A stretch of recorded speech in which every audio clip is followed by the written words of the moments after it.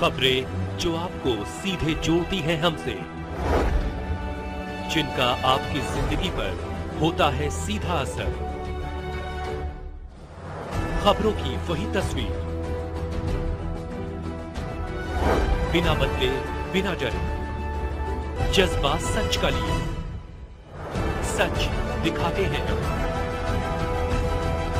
दुर्गापुर में हुई दिल्ली कारोबारी लूट में एक और आरोपी गिरफ्तार। इससे पहले 6 आरोपी को गिरफ्तार किया जा चुका है। आरोपियों को न्यायालय में पेश किया गया, जहां से 2 को रिमांड पर 4 को जेल भेज दिया गया है।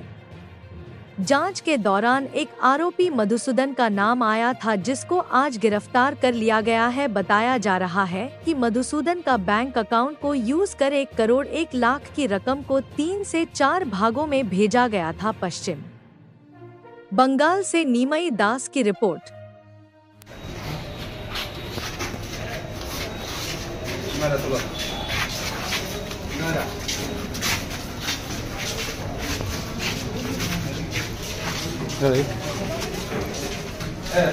আপনার অ্যাকাউন্টে কি টাকা গেছিল? আপনার অ্যাকাউন্টে কি গেছিল টাকা? কত টাকা? 50 লাখ। কে পাঠিয়েছিল? মুকেশ চাওলা। কেন পাঠিয়েছিল?